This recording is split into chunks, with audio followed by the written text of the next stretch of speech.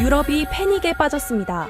전차의 무덤이라 불리는 루마니아의 늪 시험장에서 오직 한국 전차만이 압도적인 성능을 보여줬기 때문입니다.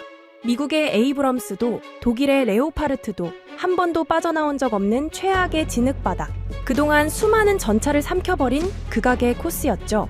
마지막 시험대에 오른 한국의 K2 흑표. K2 흑표가 잠시 주춤하자 현장에 있던 전문가들은 한국 전차가 별 수 있겠냐며 조롱을 퍼부었고, 그렇게 모두의 예상처럼 실패로 검증이 마무리될 줄 알았습니다.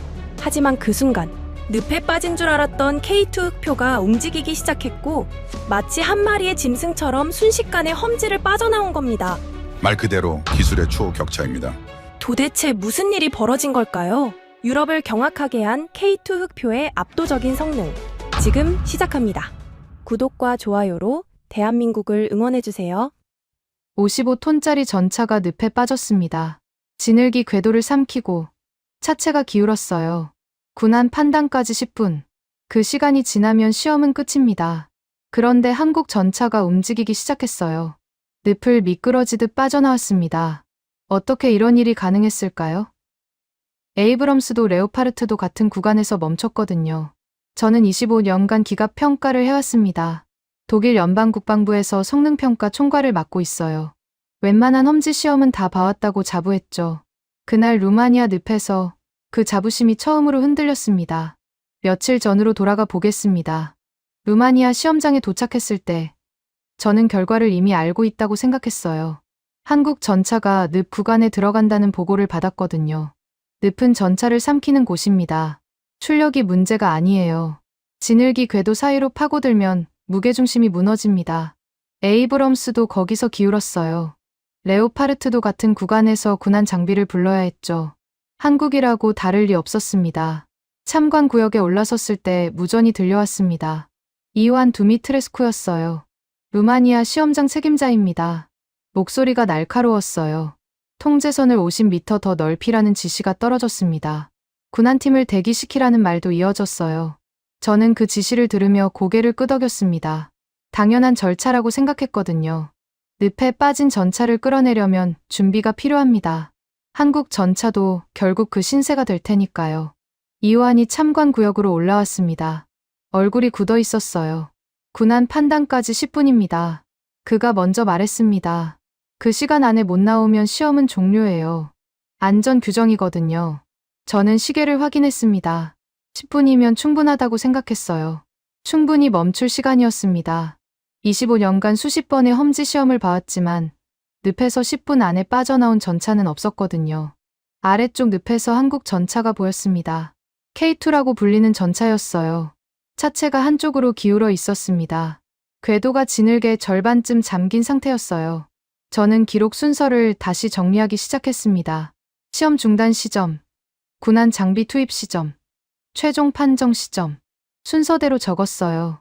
한국 전차가 멈추면 바로 기록을 마감할 생각이었습니다. 손이 빨랐어요. 결과가 뻔하니까 서두를 필요가 없었지만 그래도 빈틈없이 준비해 두고 싶었습니다. 옆에서 디트리 팔크가 다가왔습니다. 독일 측 인사였어요. 입꼬리가 살짝 올라가 있었습니다. 늪은 레오파르트도 힘든 곳이에요. 그가 팔짱을 끼며 말했습니다. 에이브럼스도 여기서 고전했죠. 한국이 뭘 보여주겠어요. 저는 대답하지 않았습니다. 굳이 대답할 필요가 없었어요. 디트리 말이 틀리지 않았으니까요. 다만 그의 태도가 조금 거슬렸습니다. 시험은 아직 끝나지 않았거든요. 결과가 나오기 전에 비웃는 건 평가자의 태도가 아니었어요. 그런데 이상한 일이 벌어졌습니다. 한국 팀 쪽에서 움직임이 보였어요. 멈추지 않고 뭔가를 점검하고 있었습니다. 최기철이라는 이름이 무전에서 들렸어요. 한국 기술 책임자였습니다. 현가장치 상태를 다시 확인하겠다는 말이 이어졌어요. 저는 고개를 갸웃했습니다. 늪에 빠진 전차를 점검한다고요? 시간 낭비라고 생각했어요. 군한 판단까지 10분도 안 남았는데 점검이 무슨 의미가 있습니까? 최기철의 목소리가 다시 들렸습니다. 서스펜션 설정을 재점검합니다. 또렷한 목소리였어요. 자세 제어 시스템 이상 없음. 현가장치 정상 작동 확인. 저는 그 말을 들으며 미간을 찌푸렸습니다. 늪에 빠진 전차가 정상이라니요. 무슨 의미인지 이해할 수 없었어요. 궤도가 지늘에 잠겼는데 현가장치가 무슨 소용입니까? 출력을 아무리 높여도 바닥을 못 잡으면 끝이에요. 기본적인 물리였습니다. 박성호라는 이름도 들렸습니다. 한국운용교관이었어요. 진입 절차를 수정하겠다는 보고가 올라왔습니다. 진입 각도를 다시 잡고 재시도를 준비하겠다는 내용이었어요. 저는 그 보고를 들으며 혼란스러웠습니다. 재시도라니요. 이미 늪에 빠진 전차를 다시 움직이겠다고요? 불가능한 일이었습니다. 레오파르트도 에이브럼스도 한번 빠지면 스스로 나오지 못했어요. 군한 장비가 끌어내야 했습니다. 존 밀러가 계측 장비를 점검하고 있었습니다. 미국에서 온 계측 담당이었어요. 그가 무전으로 말했습니다. 기록 방식을 고정합니다. 같은 구간, 같은 방식으로만 기록하겠습니다. 변경 요청은 받지 않겠어요. 저는 그 말에 고개를 끄덕였습니다. 당연한 절차였어요. 기록이 흔들리면 나중에 말이 많아지거든요. 누군가는 조건이 달랐다고 주장할 테고, 누군가는 운이었다고 깎아내릴 겁니다. 기록이 단단해야 결론도 단단해요. 디트리히가 다시 입을 열었습니다. 한국이 뭔가 꼼수를 쓰려는 거 아니에요? 그가 의심스러운 눈으로 아래를 내려다봤습니다. 조건을 바꾸거나 구간을 피하거나. 저는 그 말을 듣고 이호안을 돌아봤어요. 같은 생각이 스쳤거든요. 한국이 빠져나오면 뭔가 꼼수가 있었던 거라고 의심할 준비가 되어 있었습니다. 이호안이 고개를 저었습니다.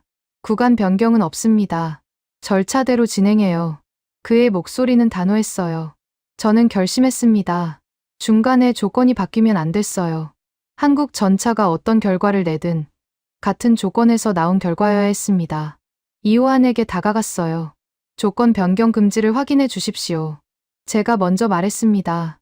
구간도, 절차도, 기록 방식도요. 똑같은 조건에서 끝나야 합니다. 나중에 누가 뭐라고 해도 반박할 수 있어야 했어요. 한국이 멈추든 빠져나오든 기록이 깨끗해야 결론을 내릴 수 있었습니다. 이호안이 끄덕였습니다. 당연하죠. 시험장 규정입니다. 그의 목소리는 단호했어요. 저는 안도했습니다. 이제 한국 전차가 멈추기만 하면 됐어요. 같은 조건에서 멈추면 레오파르트나 에이브럼스와 다를 게 없다는 결론이 나오니까요. 그게 제가 원하는 결과였습니다. 강대국 전차가 기준이라는 믿음을 다시 확인하는 일이었어요. 그때 아래쪽에서 엔진 소리가 바뀌었습니다. 한국 전차가 움직이기 시작했어요. 차체가 미세하게 흔들렸습니다. 저는 난간을 잡았어요. 손에 힘이 들어갔습니다. 설마요. 늪에 빠진 전차가 스스로 움직인다고요? 25년간 본 적 없는 장면이었습니다. 디트리히가 중얼거렸습니다. 뭐야? 저게. 그의 목소리에서 우월감이 사라져 있었어요. 저도 같은 심정이었습니다. 한국 전차의 차체가 천천히 자세를 바꾸고 있었거든요. 지늘게 잠긴 상태에서요. 불가능한 일이 눈앞에서 벌어지고 있었습니다. 출력을 높인 게 아니었어요. 차체가 스스로 균형을 잡고 있었습니다. 존 밀러가 계측 기록을 시작했습니다. 기록 개시합니다. 그의 목소리가 무전으로 퍼졌어요.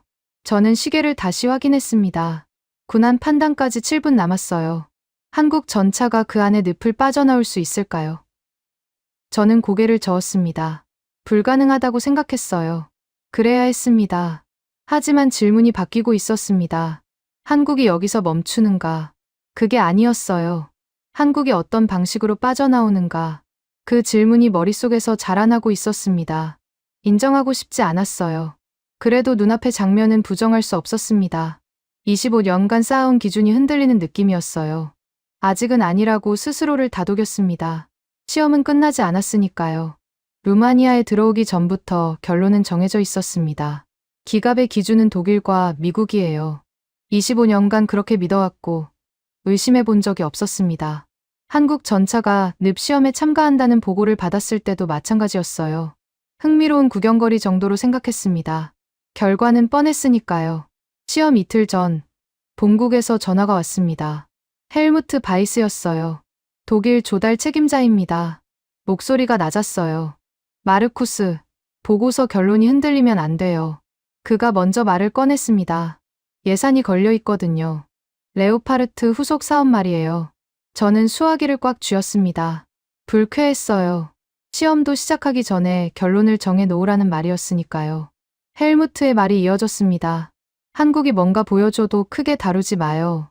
특수 상황이라고 정리하면 돼요. 저는 대답하지 않았습니다. 헬무트가 원하는 게 뭔지 알았어요. 레오파르트가 기준이라는 결론을 유지하라는 거였습니다. 다른 결과가 나와도 묻어버리라는 뜻이었어요. 알겠습니다. 제가 짧게 대답했습니다. 하지만 속으로는 다른 생각을 하고 있었어요. 현장에서 직접 보고 판단하겠다고요.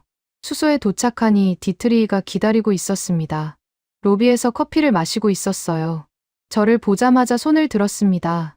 마르쿠스, 이번 시험은 금방 끝날 거예요. 그가 자신만만하게 말했습니다. 늪은 레오파르트도 힘든 곳이거든요. 한국이 뭘 보여주겠어요. 저는 고개를 끄덕였습니다. 디트리히 말이 틀리지 않았으니까요. 에이브럼스도 같은 구간에서 고전했어요. 한국이라고 다를 리 없었습니다. 디트리히가 목소리를 낮췄습니다. 근데 말이에요. 한국팀이 이상해요. 그가 고개를 갸웃했습니다. 점검표를 새로 만들고 있대요. 늪 시험용으로요. 저는 미간을 찌푸렸습니다. 점검표를 새로 만든다고요? 무슨 의미인지 이해할 수 없었어요. 늪에 빠지면 점검표가 무슨 소용입니까? 군한 장비가 끌어내야 하는 건 똑같아요.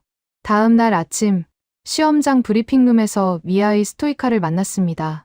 루마니아 조달 실무 담당이었어요. 얼굴이 지쳐 보였습니다. 일정이 촉박해요. 그가 먼저 입을 열었습니다. 시험을 빨리 끝내고 결론을 줘야 해요. 조달 일정이 밀리면 예산이 날아가거든요.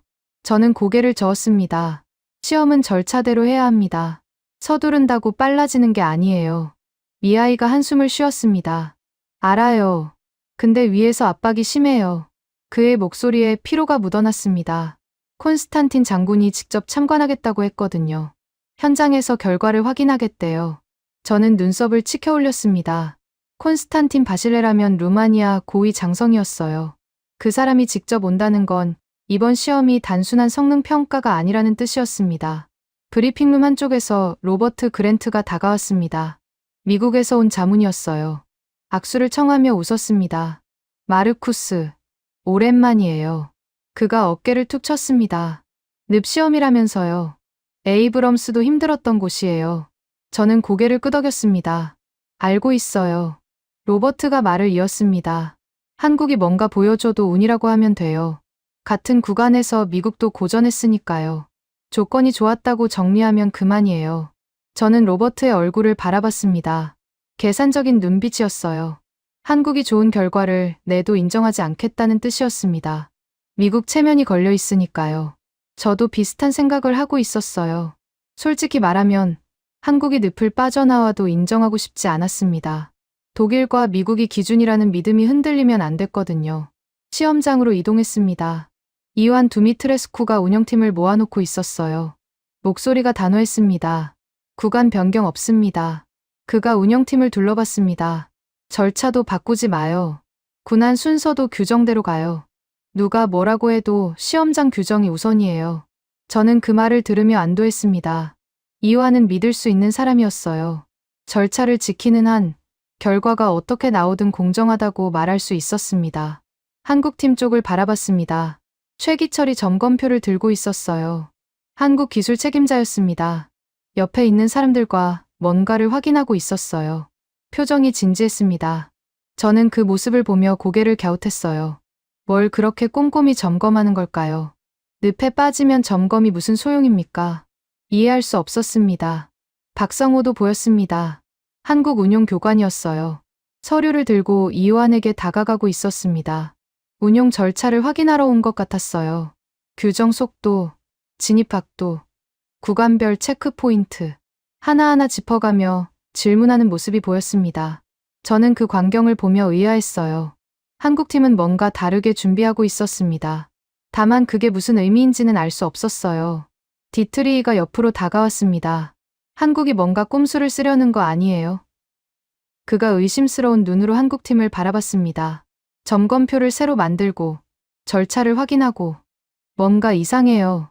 저는 대답하지 않았습니다. 같은 생각이 들었거든요. 한국이 늪을 빠져나오면 뭔가 꼼수가 있었던 거라고 의심할 준비가 되어 있었습니다.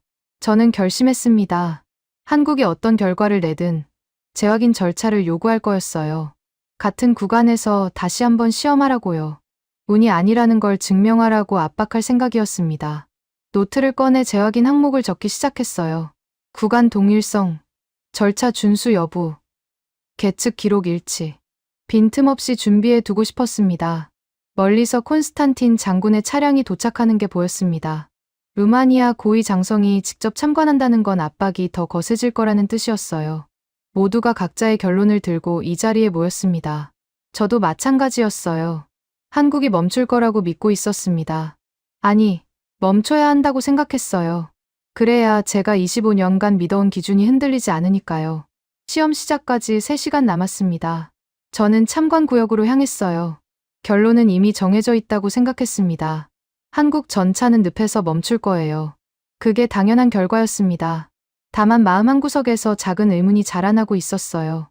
한국팀은 왜 저렇게 꼼꼼히 준비하는 걸까요? 뭔가 다른 걸 알고 있는 걸까요? 고개를 저었습니다. 아니에요. 늪 앞에서는 누구나 멈춥니다. 시험이 시작되자마자 소리가 달랐습니다. 지늘기 궤도를 빨아들이는 소리였어요. 찰칵거리는 금소금 사이로 질척한 마찰음이 섞여 들었습니다. 참관 구역에 있던 사람들이 일제히 몸을 앞으로 기울였어요. 저도 마찬가지였습니다. 난간을 잡고 아래를 내려다봤어요. 한국 전차가 늪 구간에 진입하고 있었습니다. 이완이 무전을 들었습니다. 군안 장비 대기 완료. 그가 운영팀에 확인했어요. 목소리가 날카로웠습니다. 위치 고정하고 대기해요. 신호 있기 전까지 움직이지 마요. 저는 그 지시를 들으며 긴장했습니다. 군안 장비가 대기한다는 건 멈출 가능성이 높다는 뜻이었어요. 당연한 일이었습니다. 에이브럼스도 레오파르트도 이 구간에서 군안 장비를 불렀으니까요. 로버트가 옆으로 다가왔습니다. 팔짱을 끼고 아래를 내려다봤어요. 에이브럼스도 여기서 고전했어요. 그가 낮은 목소리로 말했습니다. 지늘기 궤도 사이로 파고들면 끝이에요. 출력을 높여도 소용없거든요. 바닥을 못 잡으면 그냥 제자리에서 파고드는 거예요. 저는 고개를 끄덕였습니다. 맞는 말이었어요. 늪에서는 출력이 답이 아니었습니다.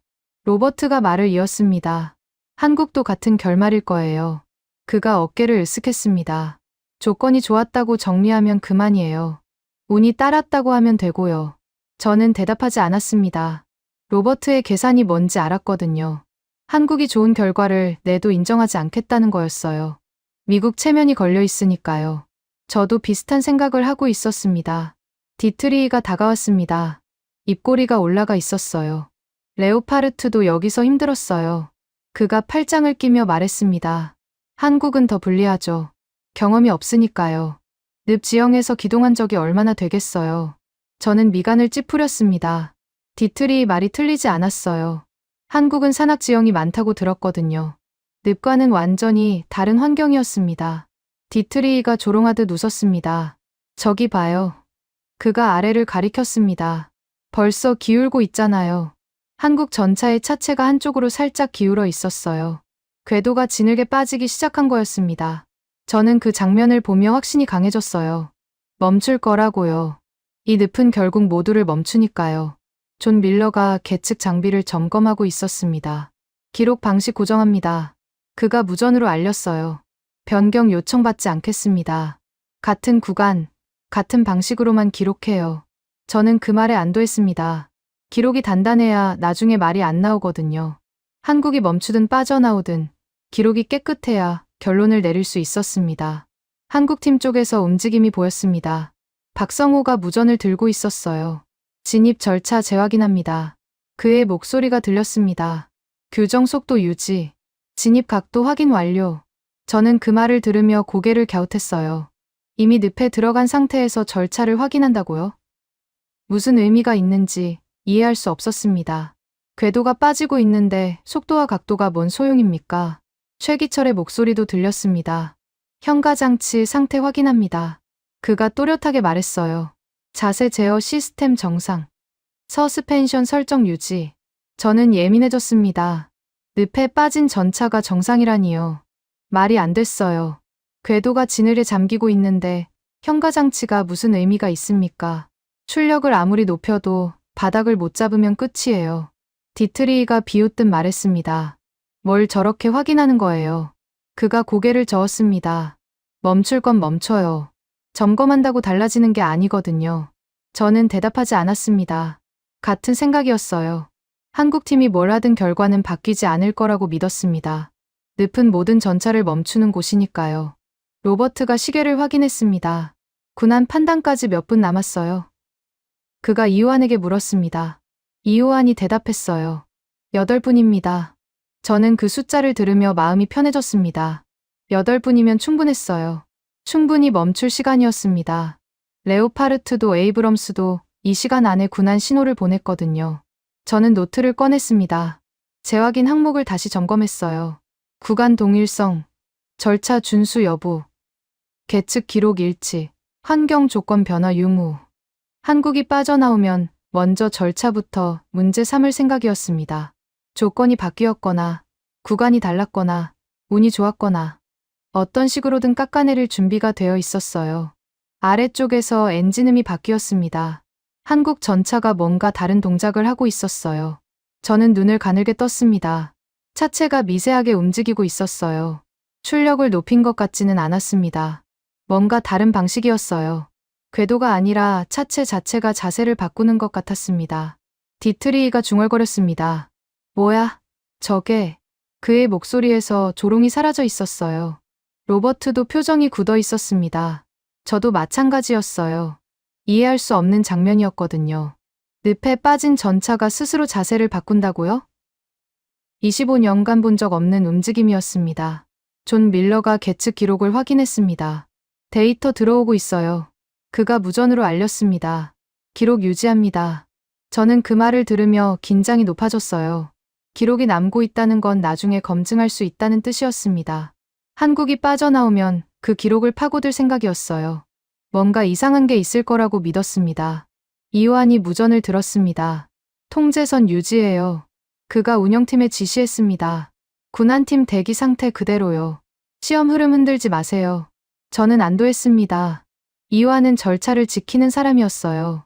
중간에 조건이 바뀌면 안 됐거든요. 한국이 어떤 결과를 내든 같은 조건에서 나온 결과여야 했습니다. 시계를 다시 확인했습니다. 군한 판단까지 6분 남았어요. 한국 전차는 여전히 늪 안에 있었습니다. 기울어진 상태로요. 저는 확신했어요. 멈출 거라고. 이 늪은 결국 모두를 멈추니까요. 그런데 마음 한구석에서 작은 의문이 자라나고 있었습니다. 한국 전차는 왜 아직 군한 신호를 보내지 않는 걸까요? 뭔가 다른 걸 준비하고 있는 걸까요? 고개를 저었습니다. 아니에요. 늪 앞에서는 예외가 없습니다. 25년간 그랬어요. 한국이라고 다를 리 없었습니다. 저는 노트를 다시 펼쳤어요. 재확인 항목을 하나 더 추가했습니다. 자세 변화 원인 분석. 한국이 빠져나오면 그 움직임부터 파고들 생각이었어요. 뭔가 꼼수가 있었을 거라고 믿었습니다. 믿어야 했어요. 그래야 제가 25년간 쌓아온 기준이 흔들리지 않으니까요. 머릿속이 혼란스러웠습니다. 방금 본 장면이 이해가 안 됐거든요. 한국 전차가 늪에서 자세를 바꿨어요. 출력을 높인 게 아니었습니다. 차체가 스스로 균형을 잡았어요. 25년간 본 적 없는 움직임이었습니다. 레오파르트도 에이브럼스도 저런 식으로 움직이지 않았거든요. 참관 구역 한쪽에서 잠시 생각을 정리했습니다. 지금까지 늪 시험의 판정 기준은 단순했어요. 빠져나오느냐, 멈추느냐. 그게 전부였습니다.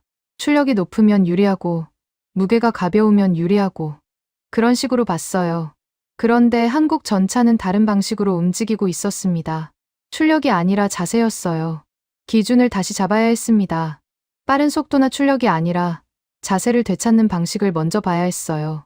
노트를 꺼냈습니다. 평가 항목을 수정하기 시작했어요. 탈출 속도, 출력 변화, 궤도 회전수. 그 아래에 새로운 항목을 추가했습니다. 차체 자세 변화, 균형 회복 방식, 현가장치 반응. 손이 떨렸어요. 25년간 한 번도 이런 항목을 쓴 적이 없었거든요. 브리핑 텐트로 내려갔습니다. 한국팀이 있었어요. 최기철이 도면을 펼쳐놓고 설명하고 있었습니다. 저는 뒤쪽에 서서 들었어요. 들키고 싶지 않았거든요. 독일 평가 총괄이 한국 기술 설명을 몰래 듣고 있다는 게 자존심 상하는 일이었습니다. 최기철의 목소리가 들렸습니다. K2의 현가장치는 바퀴마다 따로 움직여요. 그가 도면을 가리키며 말했습니다. 충격을 한 곳에서 다 받는 게 아니라 분산시키는 거죠. 진흙에 빠져도 차체가 한쪽으로 쏠리지 않아요. 각 바퀴가 독립적으로 반응하니까요. 저는 그 말을 들으며 미간을 찌푸렸습니다. 믿기 어려웠어요. 그런 구조가 실제로 작동한다고요? 최기철이 말을 이었습니다. 자세 제어 시스템이 핵심이에요. 그가 도면의 다른 부분을 가리켰습니다. 차체가 기울면 자동으로 보정합니다. 운전수가 따로 조작하지 않아도 돼요. 늪에서는 이게 생존을 가르거든요. 저는 속으로 반박했습니다. 그게 가능하다면 왜 다른 나라들은 안 하는 거죠? 레오파르트도 에이브럼스도 충분히 발전된 전차인데요. 박성호가 옆에서 끼어들었습니다. 늪 구간 진입하면 먼저 차체 자세를 낮춰요. 그가 서류를 들며 말했습니다.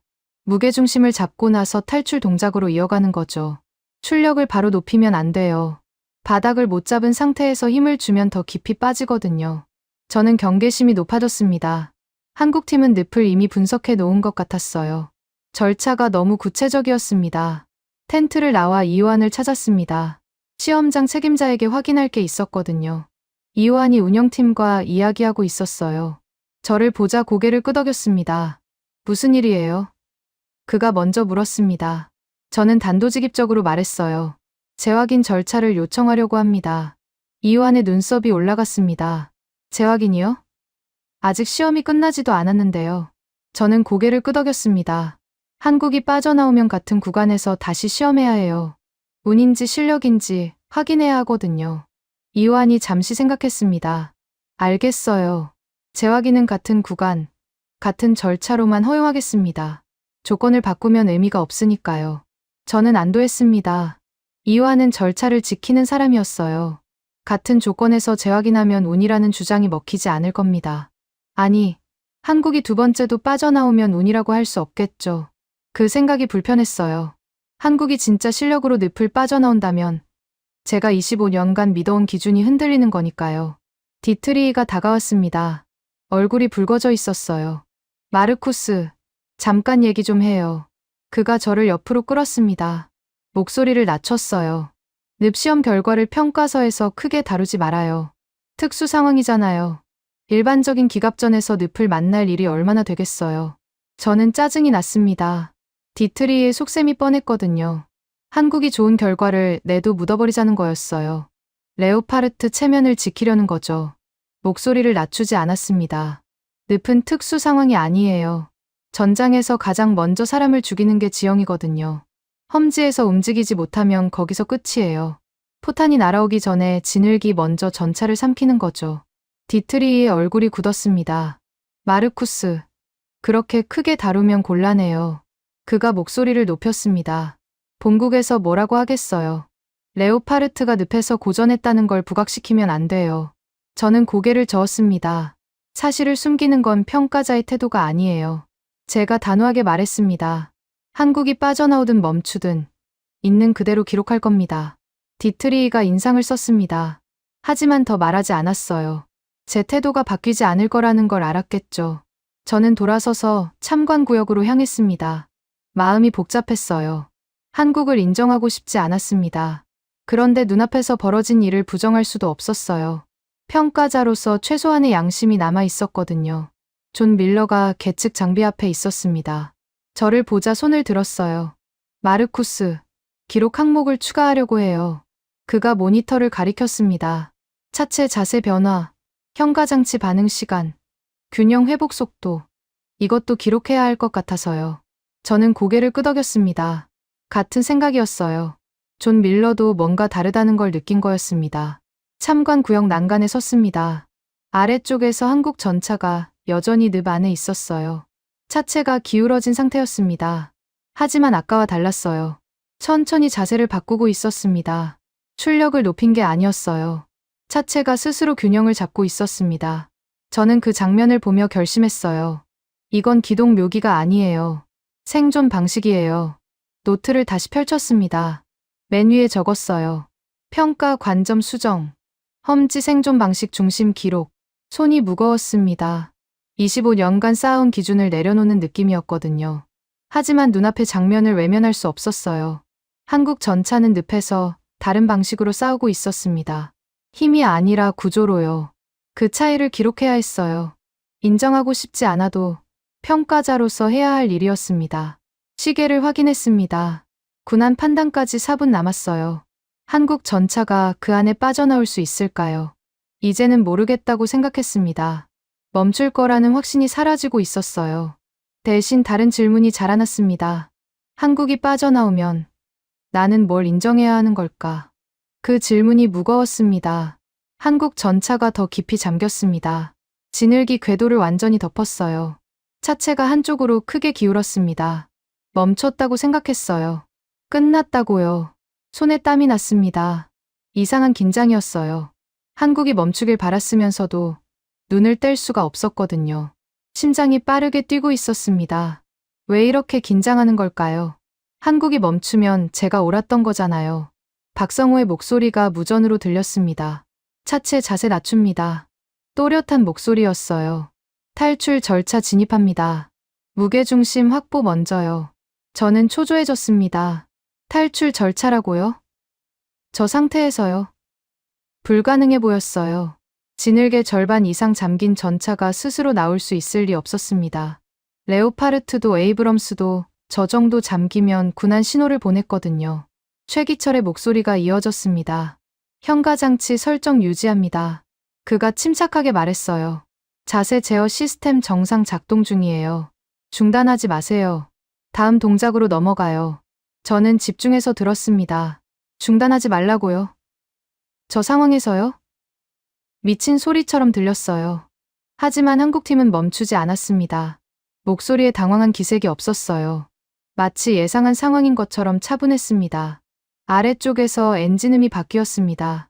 출력을 높인 게 아니었어요. 음색 자체가 달라졌습니다.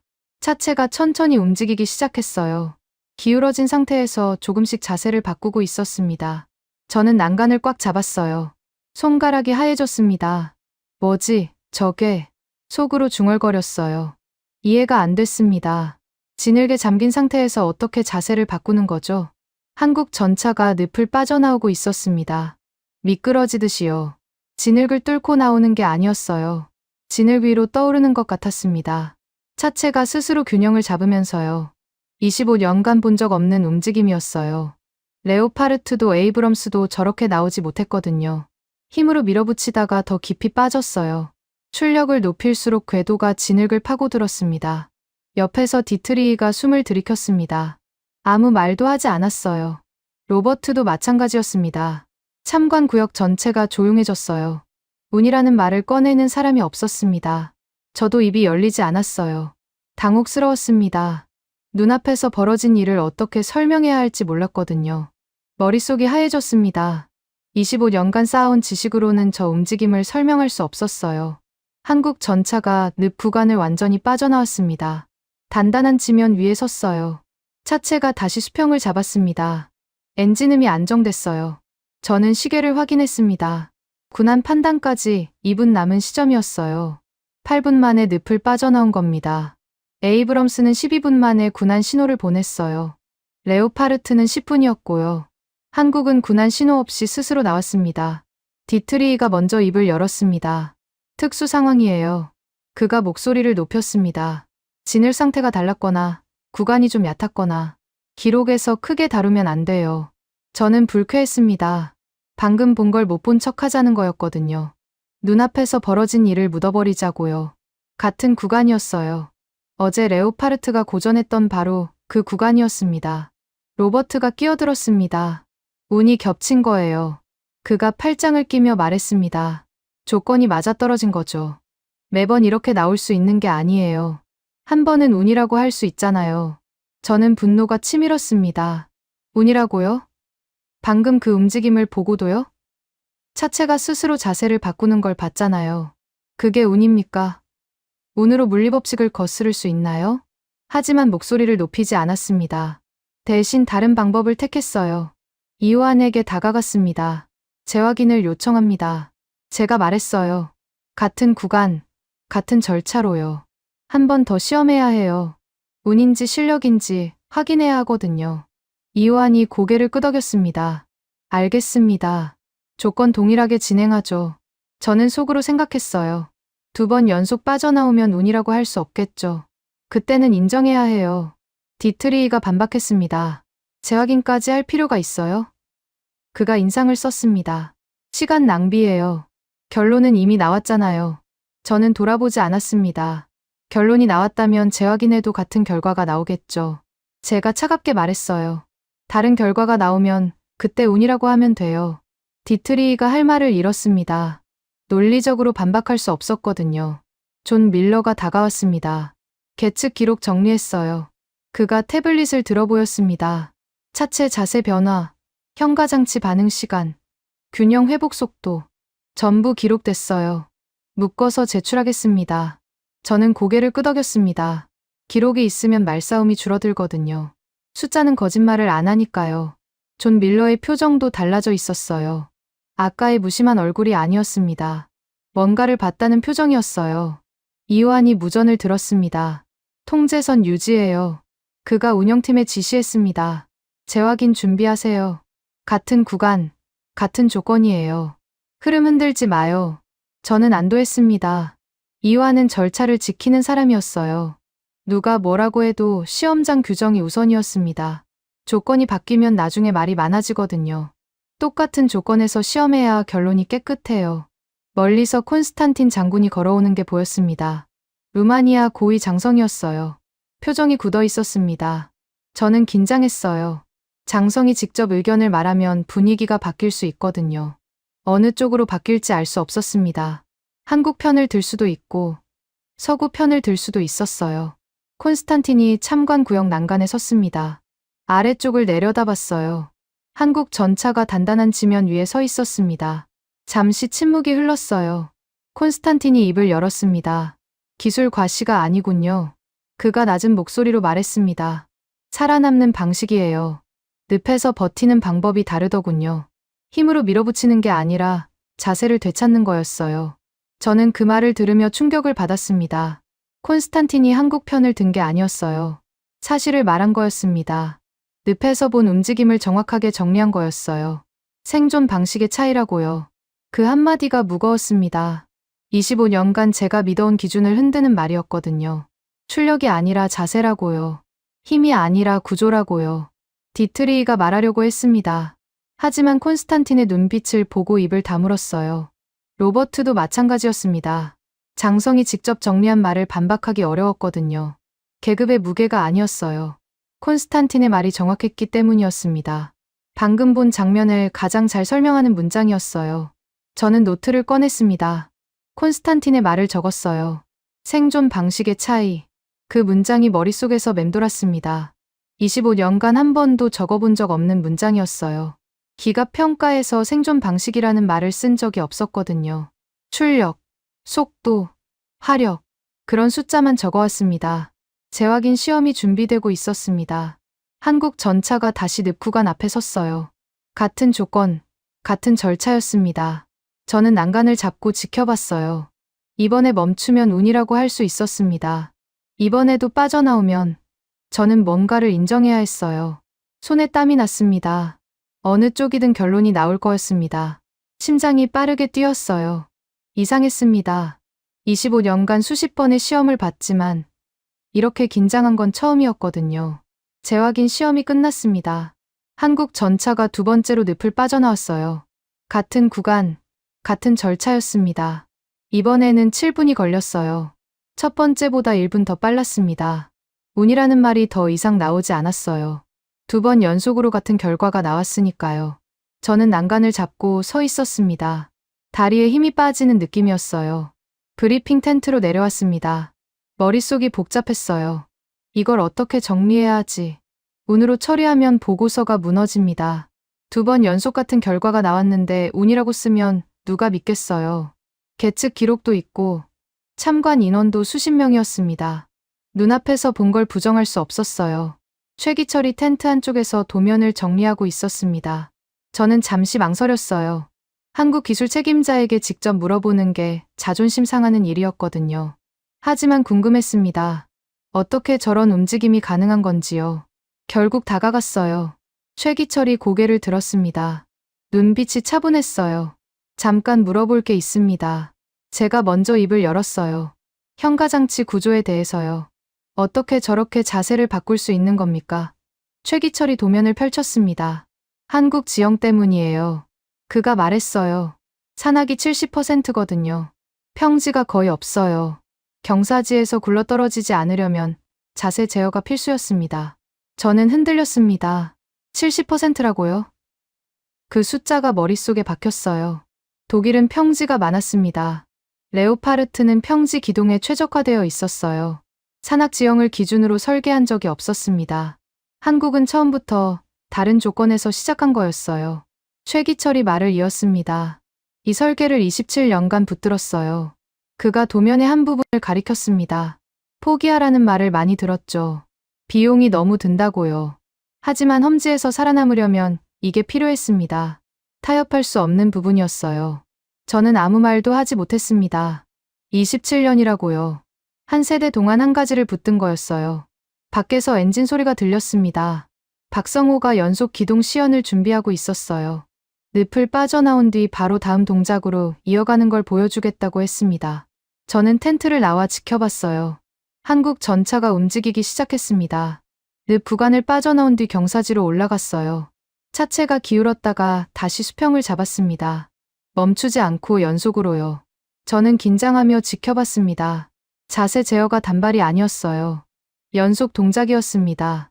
한 번 균형을 잡고 끝나는 게 아니라 계속해서 자세를 보정하고 있었어요. 레오파르트는 저렇게 못합니다. 경사지에서 한 번 기울면 다시 잡는데 시간이 걸려요. 한국 전차는 실시간으로 반응하고 있었습니다. 전화벨이 울렸습니다. 헬무트였어요. 본국에서 연락이 온 거였습니다. 저는 텐트 안으로 들어가 전화를 받았어요. 마르쿠스, 보고서 표현을 좀 낮춰요. 헬무트가 먼저 말했습니다. 한국이 좋은 결과를 냈다고 해도 너무 부각시키면 안 돼요. 레오파르트 후속 사업에 영향이 가거든요. 저는 불쾌했습니다. 표현을 낮추라고요? 제가 되물었어요. 2번 연속 같은 결과가 나왔는데요. 계측 기록도 있고 참관 인원도 수십 명이에요. 뭘 어떻게 낮추라는 겁니까? 헬무트가 목소리를 높였습니다. 특수 상황이라고 정리하면 돼요. 늪은 일반적인 전장이 아니잖아요. 거기에 너무 큰 의미를 두지 마요. 저는 단호하게 말했습니다. 결과를 흐리게 쓰지 않겠습니다. 목소리가 차가웠어요. 있는 그대로 기록할 거예요. 현장에서 본 걸 부정하는 건 평가자의 태도가 아닙니다. 헬무트가 한숨을 쉬었어요. 마르쿠스, 본국에서 압박이 심해요. 그가 목소리를 낮췄습니다. 예산 문제도 있고 체면 문제도 있어요. 협조 좀 해줘요. 저는 전화를 끊었습니다. 손이 떨렸어요. 분노 때문이 아니었습니다. 25년간 쌓아온 기준을 내려놓아야 한다는 걸 알았기 때문이었어요. 레오파르트가 기준이라는 믿음. 서구 전차가 표준이라는 생각. 그게 흔들리고 있었습니다. 미아이가 텐트로 들어왔습니다. 얼굴이 지쳐 보였어요. 결론 좀 빨리 줘요. 그가 서류를 들며 말했습니다. 조달 일정이 밀리고 있어요. 위에서 압박이 심하거든요. 콘스탄틴 장군이 직접 확인하겠다고 했잖아요. 저는 고개를 저었습니다. 재확인 기록을 먼저 붙여야 해요. 제가 말했어요. 기록이 완전해야 결론도 단단합니다. 서두르면 나중에 말이 많아져요. 미아이가 인상을 썼습니다. 하지만 더 말하지 않았어요. 제 말이 틀리지 않았으니까요. 기록 없이 결론을 내면 누군가는 반드시 문제를 제기합니다. 운이었다고, 조건이 달랐다고. 그런 말이 나오면 끝이 없어요. 기록이 단단해야 입을 막을 수 있었습니다. 이완이 무전을 들고 들어왔습니다. 재확인 절차 종료됐어요. 그가 보고했습니다. 같은 구간, 같은 조건이었어요. 기록 전부 일치합니다. 저는 안도했습니다. 이완은 절차를 지키는 사람이었어요. 시험장 규정대로 끝까지 갔습니다. 덕분에 결론을 내릴 수 있었어요. 존 밀러가 태블릿을 들고 왔습니다. 기록 최종 정리했어요. 그가 화면을 보여줬습니다. 첫 번째 시험 8분, 재확인 시험 7분, 차체 자세 변화, 현가장치 반응 시간, 균형 회복 속도 전부 기록됐어요. 저는 집중해서 숫자를 확인했습니다. 2번의 시험 결과가 거의 동일했어요. 오차 범위 아니었습니다. 운이 아니라 설계였어요. 노트를 꺼냈습니다. 이제 보고서 방향을 정해야 했어요. 전차 비교가 아니었습니다. 그건 의미가 없었어요. 레오파르트가 좋으냐, K2가 좋으냐, 그런 식으로 쓰면 싸움만 나거든요. 다른 방식으로 정리해야 했습니다. 험지 생존 기준. 그 문장이 머릿속에 떠올랐어요. 적기 시작했습니다. 평가 관점 수정. 험지에서 자세를 되찾는 방식 중심 기록. 출력이나 속도가 아니라 생존 방식을 기준으로 분류. 손이 무거웠어요. 25년간 한 번도 쓴 적 없는 문장들이었거든요. 하지만 눈앞에서 본 걸 부정할 수 없었습니다. 텐트 밖으로 나왔습니다. 한국 전차가 시험장 한쪽에 서 있었어요. 최기철과 박성호가 점검하고 있었습니다. 저는 그 모습을 바라봤어요. 27년간 한 가지를 붙든 사람들이었습니다. 산악지형 70%라는 조건에서 시작한 설계였어요. 처음부터 늪같은 험지를 염두에 둔 거였습니다. 저는 깨달았어요. 기준이 바뀌어야 했습니다. 레오파르트가 기준이 아니었어요. 에이브럼스가 기준도 아니었습니다. 험지에서 살아남는 방식이 기준이었어요. 그게 이번 시험의 결론이었습니다. 노트를 다시 펼쳤어요. 맨 아래에 적었습니다. 기준 제정의 필요. 강대국 브랜드가 아니라 생존 방식 중심으로. 그 문장이 무거웠습니다. 하지만 피할 수 없는 결론이었어요. 최종 회의가 열렸습니다. 브리핑룸에 모든 참관 인원이 모였어요. 독일, 미국, 루마니아, 한국. 각자의 자리에 앉았습니다. 공기가 무거웠어요. 저는 맨 앞에 섰습니다. 손에 보고서 초안을 들고 있었어요. 25년간 수십 번의 평가 회의를 진행했지만 이렇게 긴장된 건 처음이었습니다.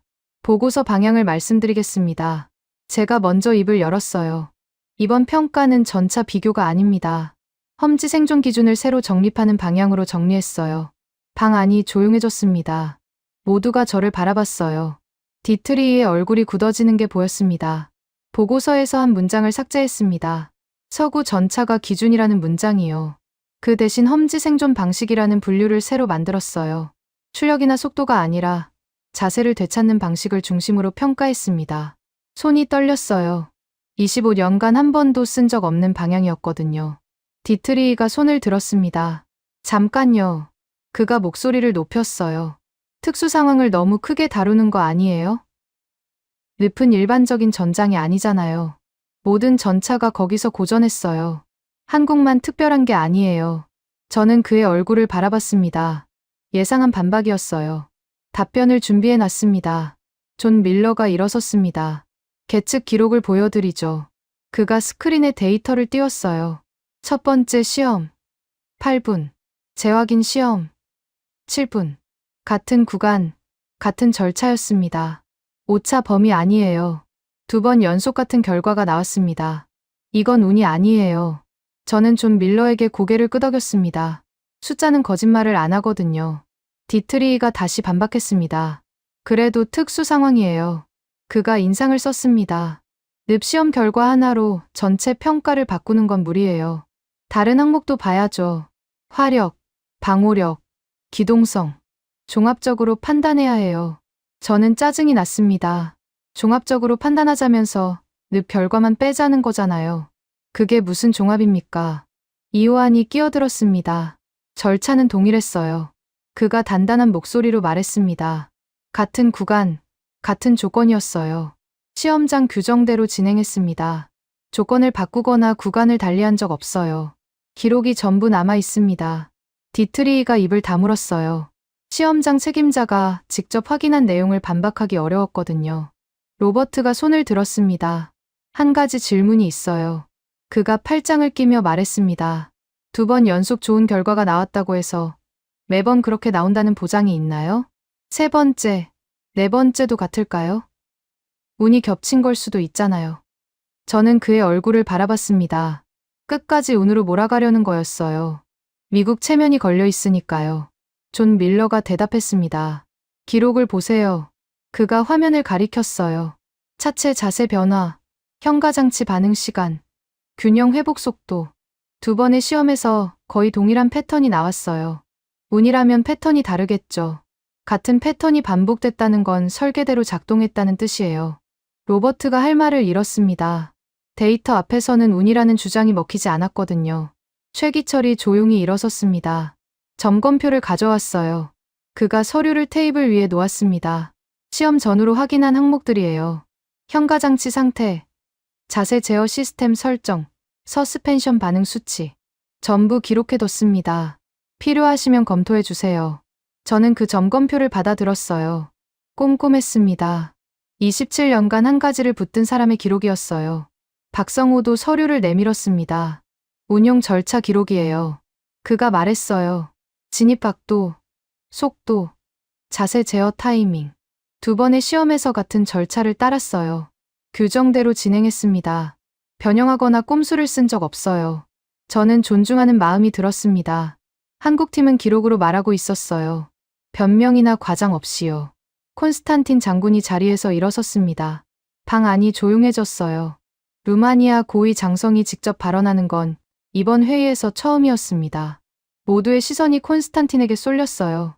저도 긴장했습니다. 장성의 말 한마디가 결론을 바꿀 수 있거든요. 콘스탄틴이 입을 열었습니다. 늪에서 본 건 기술 과시가 아니었어요. 그가 낮은 목소리로 말했습니다. 기갑이 살아남는 방식이었습니다. 힘으로 밀어붙이는 게 아니라 자세를 되찾는 거였어요. 그 차이가 생존을 갈랐습니다. 저는 충격을 받았어요. 콘스탄틴이 한국 편을 든 게 아니었습니다. 사실을 정리한 거였어요. 가장 정확한 문장으로요. 콘스탄틴이 말을 이었습니다. 루마니아는 이걸 기준으로 도입을 검토하겠어요. 그가 방 안을 둘러봤습니다. 브랜드가 아니라 생존 방식이에요. 험지에서 버티는 방법이 다르면 평가 기준도 달라져야 합니다. 저는 그 말을 들으며 고개를 끄덕였어요. 콘스탄틴이 결론을 정리해 준 거였습니다. 제가 하고 싶었던 말이었어요. 디트리히가 뭔가 말하려고 했습니다. 하지만 콘스탄틴의 눈빛을 보고 입을 다물었어요. 로버트도 마찬가지였습니다. 장성이 직접 정리한 결론을 반박하기 어려웠거든요. 계급의 무게가 아니었어요. 콘스탄틴의 말이 정확했기 때문이었습니다. 현장에서 본 걸 가장 잘 설명하는 문장이었거든요. 저는 보고서를 들었습니다. 결론을 확정하겠습니다. 제가 말했어요. 이번 평가의 기준은 험지 생존 방식입니다. 서구 전차가 기준이라는 문장은 삭제했어요. 대신 자세를 되찾는 방식을 중심으로 분류했습니다. 이건 현장 기록에 근거한 결론이에요. 손이 떨렸습니다. 25년간 믿어온 기준을 내려놓는 순간이었거든요. 회의가 끝났습니다. 사람들이 하나씩 자리를 떠났어요. 저는 브리핑룸에 남아 있었습니다. 창밖으로 한국 전차가 보였어요. 시험장 한쪽에 서 있었습니다. 최기철과 박성호가 점검하고 있었어요. 27년간 한 가지를 붙든 사람들이었습니다. 노트를 꺼냈습니다. 마지막 문장을 적었어요. 늪에서 버틴 방식이 다르면 기준도 달라져야 한다. 그게 이번 시험의 결론이었습니다. 확신이 들었어요. 처음으로요. 25년간 한 번도 느껴보지 못한 감정이었습니다. 눈앞에서 본 걸 인정하는 게 이렇게 무거운 일인 줄 몰랐어요.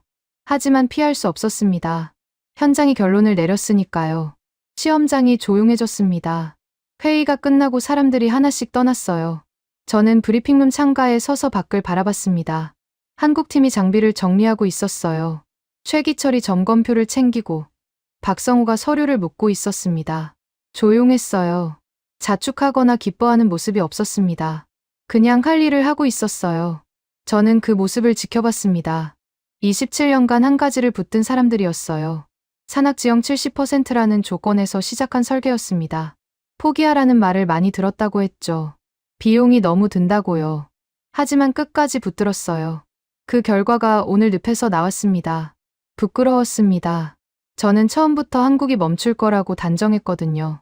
결론을 미리 정해놓고 루마니아에 들어왔어요. 독일과 미국이 기준이라는 믿음을 의심한 적이 없었습니다. 한국이 빠져나와도 인정하지 않겠다고 마음먹었어요. 재확인 절차를 준비한 것도 그 때문이었습니다. 운이라고 깎아내리려고요. 그런데 재확인 결과도 같았습니다. 2번 연속 같은 결과가 나왔어요. 계측 기록이 남았고 참관 인원 수십 명이 봤습니다. 부정할 수 없었어요. 눈앞에서 벌어진 일을 외면하는 건 평가자의 태도가 아니었습니다. 25년간 쌓아온 경력이 허락하지 않았어요. 전화벨이 울렸습니다. 헬무트였어요. 예상한 전화였습니다. 저는 잠시 망설였어요. 받지 않을까 생각했습니다. 하지만 피해봤자 소용없었어요. 어차피 본국에서 계속 연락할 테니까요. 전화를 받았습니다. 마르쿠스, 보고서 봤어요. 헬무트의 목소리가 날카로웠습니다. 이게 뭐예요? 서구 전차가 기준이라는 문장을 왜 뺀 거예요? 저는 대답하지 않았습니다. 헬무트가 말을 이었어요. 험지 생존 기준이라고요. 그게 뭔 소리예요? 늪시험 결과 하나로 전체 기준을 바꾸는 건 무리예요. 저는 차분하게 말했습니다. 2번 연속 같은 결과가 나왔어요. 계측 기록이 있고 참관 인원이 수십 명이에요. 현장에서 본 걸 부정할 수 없습니다. 헬무트가 목소리를 높였어요. 그래도 표현을 좀 낮춰요. 레오파르트 후속 사업에 영향이 가잖아요. 본국에서 뭐라고 하겠어요. 저는 단호하게 말했습니다. 현장 기록이 먼저예요. 목소리가 차가웠어요. 보고서는 사실대로 쓰는 겁니다. 체면 때문에 결과를 흐리게 쓰면 나중에 더 큰 문제가 돼요. 누군가 기록을 들춰보면 끝이거든요. 헬무트가 한숨을 쉬었습니다. 마르쿠스, 협조 좀 해줘요. 그가 목소리를 낮췄어요. 우리 편이잖아요. 저는 전화를 끊었습니다. 우리 편이라고요. 그 말이 귀에 맴돌았어요. 25년간 저는 독일 편이었습니다. 레오파르트가 기준이라고 믿었어요. 서구 전차가 표준이라고 생각했습니다. 그게 당연한 거라고요. 의심해 본 적이 없었어요. 창밖을 다시 바라봤습니다. 한국팀이 여전히 정리하고 있었어요. 최기철이 도면을 접고 있었습니다. 박성호가 장비를 옮기고 있었어요. 묵묵했습니다. 이긴 사람들 같지 않았어요. 그냥 자기 일을 하는 사람들이었습니다. 저는 그 모습을 보며 생각했어요. 저 사람들은 27년간 뭘 버텼을까요? 포기하라는 말을 얼마나 들었을까요? 콘스탄틴 장군이 회의에서 한 말이 떠올랐습니다. 기갑이 살아남는 방식이었어요. 힘으로 밀어붙이는 게 아니라 자세를 되찾는 거였습니다. 그 차이가 생존을 갈랐어요. 저는 그 말을 다시 곱씹었습니다. 콘스탄틴은 한국 편을 든 게 아니었어요. 사실을 말한 거였습니다. 현장에서 본 걸 가장 정확하게 정리한 문장이었어요. 노트를 꺼냈습니다. 보고서 결론을 다시 읽었어요. 험지 생존 기준, 자세를 되찾는 방식 중심 평가, 서구 전차가 기준이라는 문장 삭제. 손이 떨렸습니다. 25년간 한 번도 쓴 적 없는 방향이었거든요. 하지만 후회는 없었어요. 눈앞에서 본 걸 적은 거니까요. 밖으로 나왔습니다. 한국팀 쪽으로 걸어갔어요. 최기철이 고개를 들었습니다. 저를 보고 살짝 긴장하는 게 느껴졌어요. 당연했습니다. 저는 독일 평가 총괄이었으니까요. 한국을 낮춰보려고 했던 사람이었어요. 잠깐 얘기해도 될까요? 제가 먼저 말했습니다. 최기철이 고개를 끄덕였어요. 저는 잠시 뜸을 들였습니다. 뭐라고 말해야 할지 몰랐거든요. 사과를 해야 할 것 같았어요. 하지만 그게 맞는 건지 모르겠었습니다. 결국 솔직하게 말했습니다. 처음에 저는 한국이 멈출 거라고 생각했어요. 제가 말했어요. 빠져나와도 인정하지 않으려고 했습니다. 운이라고 깎아내리려고요. 최기철의 표정이 변하지 않았어요. 그냥 듣고 있었습니다. 저는 말을 이었습니다. 그런데 재확인 결과도 같았어요. 2번 연속이요. 부정할 수 없었습니다. 눈앞에서 본 걸 외면하는 건 평가자로서 할 짓이 아니었어요. 최기철이 고개를 끄덕였습니다. 알겠습니다. 그가 짧게 대답했어요. 감사합니다. 그게 전부였어요. 원망도 없고 자축도 없었습니다. 저는 돌아서서 숙소로 향했습니다. 해가 지고 있었어요. 시험장이 붉게 물들었습니다. 걸으면서 생각했어요. 이번 시험에서 뭘 배웠을까요? 한국 전차가 좋다는 거. 아니었어요. 그건 결론이 아니었습니다.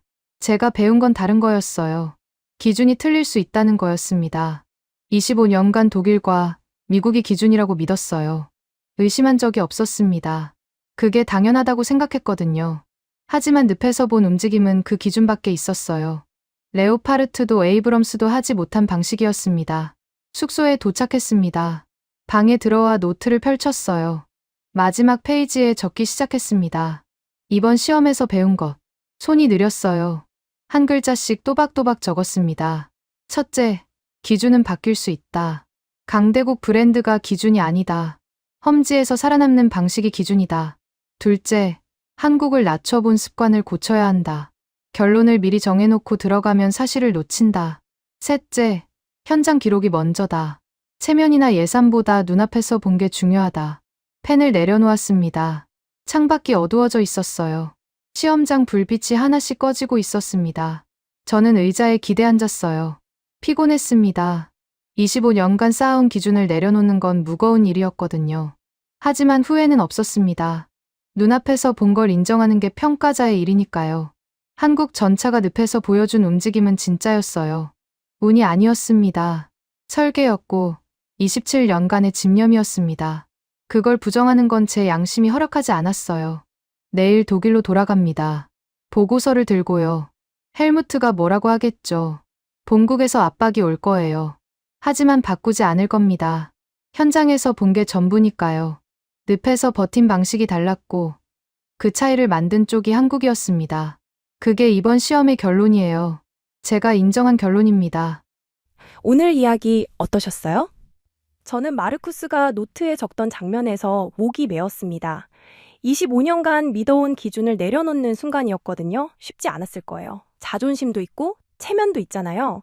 그런데 눈앞에서 본 걸 인정했어요. 현장 기록이 먼저라고요. 그게 평가자의 양심이라고요. 그리고 최기철 선생 이야기가 계속 마음에 남습니다. 27년간 한 가지를 붙들었대요. 포기하라는 말을 많이 들었다고 했죠. 비용이 너무 든다고요. 그런데 끝까지 놓지 않았어요. 그 결과가 루마니아 늪에서 나왔습니다. 힘이 아니라 구조로 버텼어요. 독일도 미국도 못한 방식으로요. 저는 젊은 사람입니다. 솔직히 고백하면 저는 그렇게 오래 붙들어 본 적이 없어요. 27년이라니요. 한 세대거든요. 그 세월 동안 한 가지를 버틴다는 게 어떤 건지 감히 상상이 안 됩니다. 선생님들은 아실 거예요. 긴 시간을 버틴다는 게 뭔지요. 독일 탄광에서 석탄먼지 마시며 곡괭이 들었던 분들 계시죠? 중동 사막에서 50도 넘는 열기 속에 철근 묶었던 분들도 계시고요. 구로공단 재봉틀 앞에서 눈 빠지게 반을 쳐다봤던 분들도 계십니다. 밤새 일하고 새벽에 버스 타고 집에 가셨잖아요. 손이 갈라지고 허리가 굽어도 멈추지 않으셨어요. 그 시간들이 대한민국을 만들었습니다. 오늘 루마니아 늪에서 한국 전차가 보여준 움직임, 그게 하늘에서 뚝 떨어진 게 아니거든요.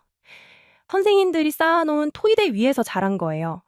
27년 동안 한 가지를 붙들 수 있었던 건 그 앞에 수십 년을 버틴 분들이 계셨기 때문입니다. 혹시 이런 생각하시는 분 계세요? 나는 이제 늙었다. 한 게 뭐 있나? 젊은 사람들한테 짐만 되는 거 아닌가? 아닙니다. 절대 아니에요. 선생님 얼굴에 새겨진 주름, 그거 훈장이에요. 손에 박힌 굳은 살, 그것도 훈장이에요. 거칠어진 손등, 휘어진 허리, 침침해진 눈, 전무 대한민국이 드리는 훈장입니다. 선생님들은 영웅이에요. 이름 없이 묵묵히 버틴 영웅이요. 저는 그렇게 믿습니다. 저는 앞으로도 여기 있을게요. 선생님들 말동무 하려고요. 심심하실 때 찾아오세요. 영상 틀어놓고 그냥 듣고 계셔도 돼요. 옆에서 수다 떠는 친구라고 생각해 주세요. 요즘 많이 춥죠? 밖에 나가실 때 목도리 꼭 하세요. 장갑도요.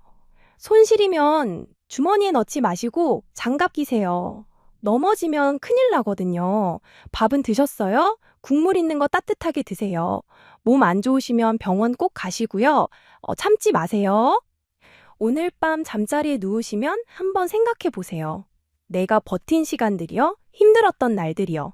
그 시간이 전부 의미 있었다고 스스로 토닥여 주세요. 선생님은 충분히 잘 사셨어요. 앞으로도 잘 사실 거고요. 영상이 괜찮으셨으면 구독 한번 눌러주세요. 돈 드는 거 아니에요. 좋아요도요. 로그인 복잡하시면 안 하셔도 돼요. 댓글 남기고 싶으시면 남겨주세요. 존경하고 감사하고 사랑합니다. 지금까지 여러분의 영원한 말동무 감동을 더하다였습니다. 세계를 놀라게 한 대한민국 다음 영상에서도 계속됩니다. 지금까지 여러분의 영원한 말동무 감동을 더하다였습니다. 세계를 놀라게 한 대한민국 다음 영상에서도 계속됩니다.